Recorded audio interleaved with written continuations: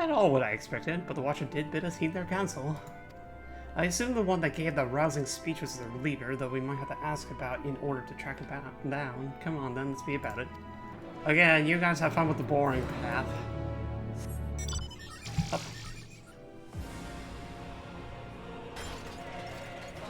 Ah. In uncertain times, naught but the simplest words of wisdom will suffice. That which lives is destined to die. Love leads to loss. Every beginning has an end.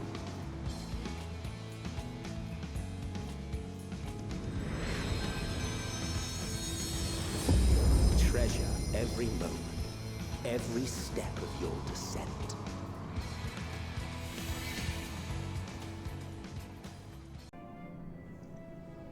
Are you Livingway?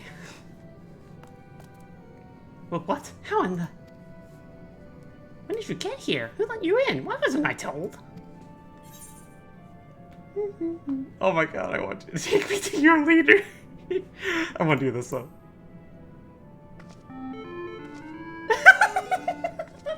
Well, looks like you beat us here. Your friends, I take it? Is this all of them?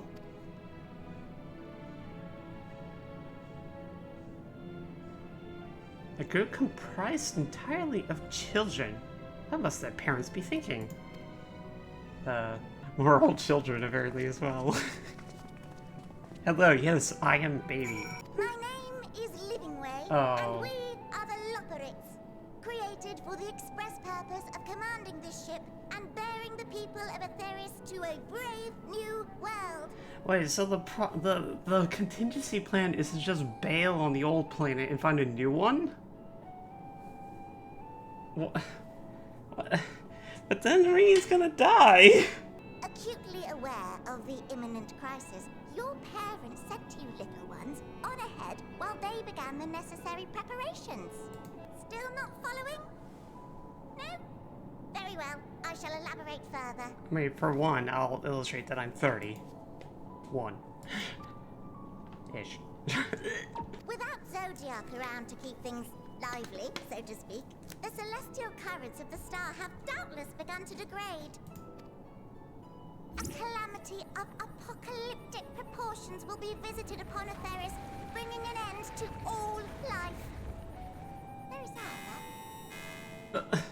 And then, once everyone is aboard, it's off to another star. But... the other shards are fucked then. This isn't an option though, it's just running away. No need to worry though. The vessel is being refurbished with accommodation for an extended stay as we speak. While we did have to rely upon outside help to determine what amenities were essential, I dare say we have risen to the challenge. Help? From who? Can I guess the forum? From you and yours! Who else? Ah, but you're still adorable little children.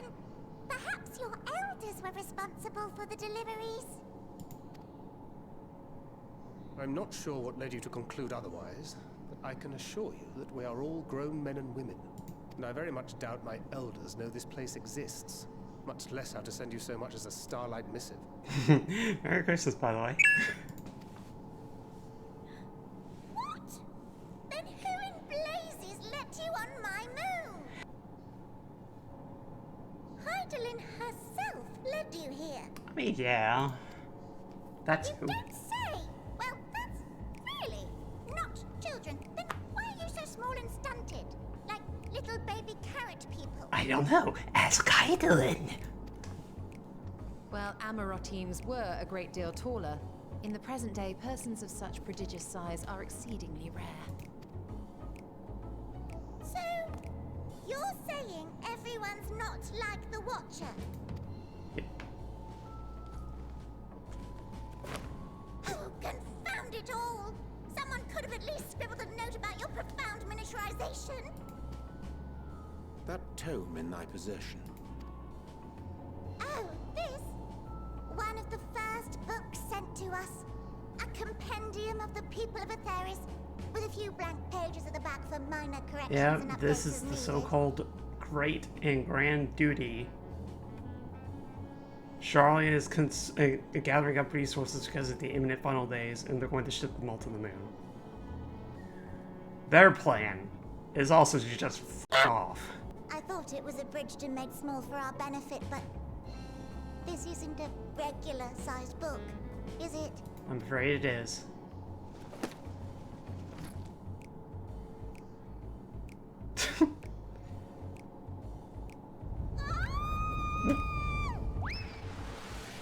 Oh good, they have existential breakdowns too. Right then, now that you're here, we need you to teach us all about your people, and quickly. It won't be long before the final days are upon us in all of their terrible grandeur, so it's imperative that we be prepared to receive our passengers to be. If there's anything at all that may displace it, it must be addressed post-haste. And address it we shall. Here at Best Ways Borough, we have assembled everything we require to offer our guests the best way forward. We have produced myriad amenities we understand to be essential for day-to-day living, and I wish to hear your opinions on them. I'm sure you've all worked up an appetite, so why don't we start with foodstuffs? Meet me at the Caratorium. Both of all these glowing crystals just like in Eden. In fact, I'm pretty sure they share the same model. Oh, why are there enemies? Why are they hostile? Why do they have bunny ears? Here are create prototypes of the various sundries required by our soon-to-be passengers. Allow me to introduce the head of foodstuff production. Our work has involved no small amount of trial and error, but after many cycles of painstaking labor, I dare say that we have created the finest cuisine our guests could ask for. I learned all about the essential nutrients for a healthy and balanced diet from the reference materials we received, while I practically warned the words from those invaluable pages. Naturally, we've also considered ease of growth and production. We will not want for ingredients. I must insist you try some. We have some fresh stock recently prepared on account of... Well, we just woke up and we're all quite famished. It's a carrot. You open the storage unit and find a rainbow-colored assortment of carrots. Oh, well, I mean, if you're gonna be that. While it has no peculiar smell to speak of, the yellow variant is unusually light and springy. These qualities, together with its excessive length and girth, would lead anyone to question whether it is indeed a carrot. Yes. On second thought, you would like to simply take an obscenely large carrot for now. Oh, why give me the choice then? You're no fun. Allow me to kill myself in peace. Let's see. Obscenely large carrot. Even Vieira are like to swoon at the sight of so grand a carrot. That or be offended by all those who assume that they lie. With great trepidation, you take a bite out of the carrot. You snap off a piece of the carrot, enjoying its crunchy texture. Righteous confidence surges within you, certainly that you are the center of the universe, that all creation is the story, and you the star, beloved and perfect and special, a god worthy of worship and prayer. Or at least the very second roll, should the dice treat it poorly. Lucky carrot. You suddenly feel as though Ninia's wheel is spinning in your favor. What do you think? Unlike anything you've ever tasted, yes? The lucky carrot is... Well, to be honest, we're not quite sure how it was first made. A happy accident, you might say. But as the name suggests, after eating one, you'll feel blessed with good fortune. We eat plenty of other varieties too. Bleeding carrots to improve blood flow, dream carrots to help with sleep. So you see, we have a carrot for every occasion. Well, what if I don't like carrots? Don't like carrots?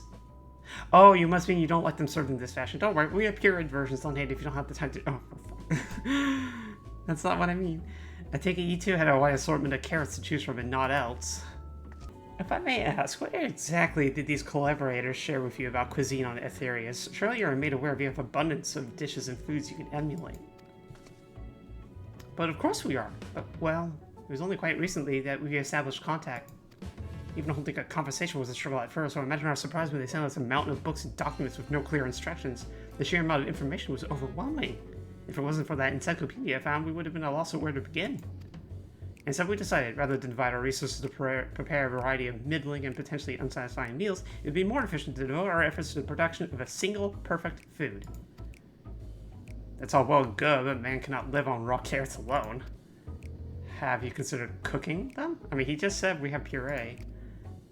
You mean steaming, boiling, roasting, and the like? I suppose we could prepare the carrots in other ways.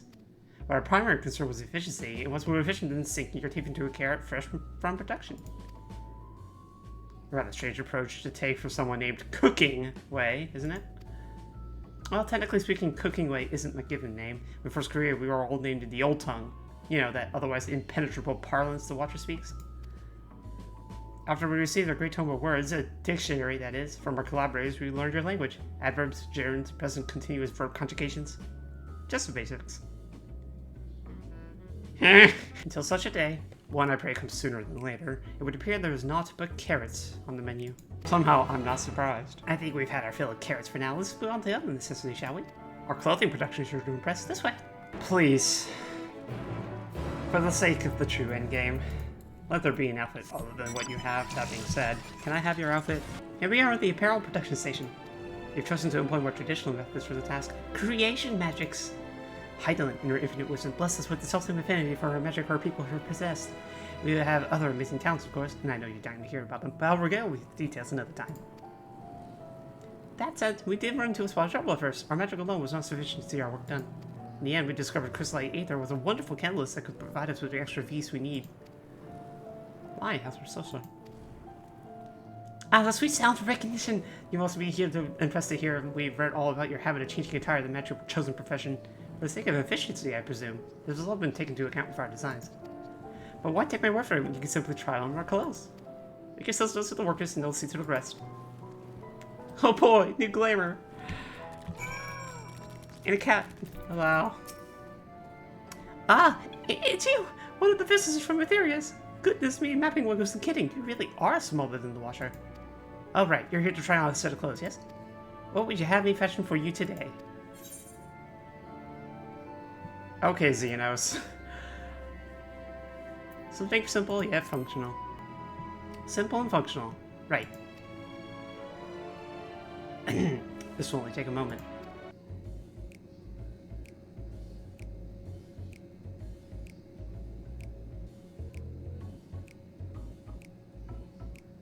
There we are, finished. Thanks, I hate it. Also, I don't know what my gloves are because my weapons are overriding them.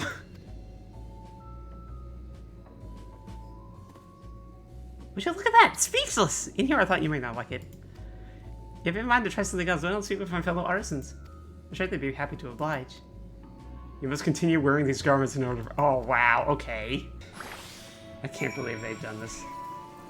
Oh no, they're in my hands. I don't know. What do you think? He's speechless too. Listen, all it needs is a fresh coat of yellow paint. Ah! No one said you would be coming. How can I help you? We should try my clothes, really. Of course, it'd be my honor. Did you have anything in mind?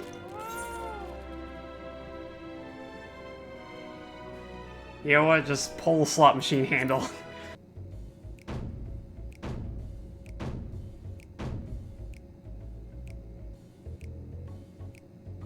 Some of my best work yet. I want a refund. It's a relatively new concept incorporating the idea that's never been tried with clothing before. Fragrance! Can you smell the carrots? Ah, simply divine. I hate it here. Don't we look splendid? The result of my trial and error, but I know quality work when I see it. Shh, you needn't speak. I can see your adoration for the moon and we Loporrits in your eyes. No doubt your friends feel the same after having sampled our creations. Oh no. Oh no. Oh no! Poor Yashay. Sorry to have kept you waiting. God, I recognize the metallic green already. They insisted we sample all of their concepts, Ari returned. Verily, this is someone most becoming. Of course he likes it.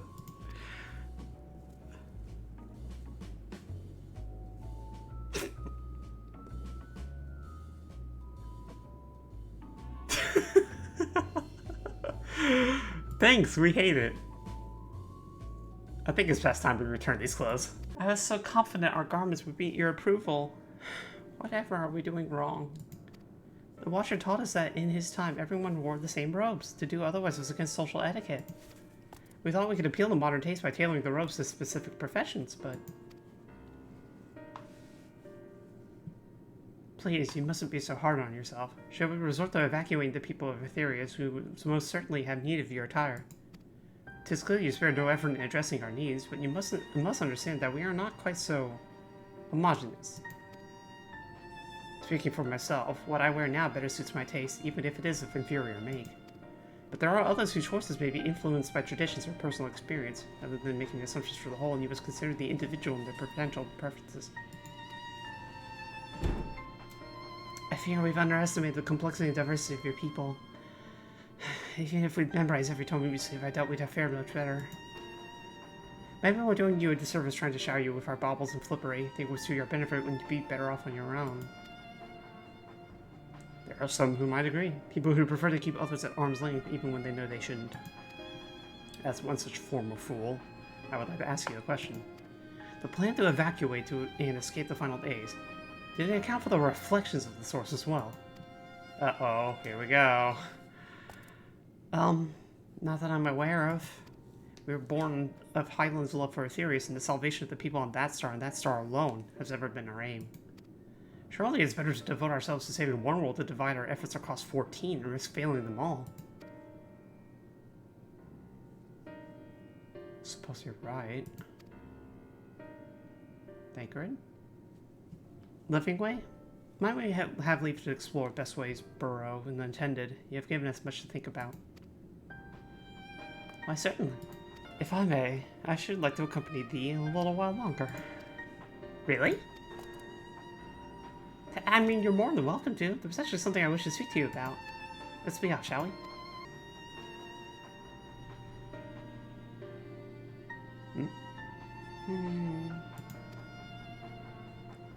Hello, small soon-to-be friend.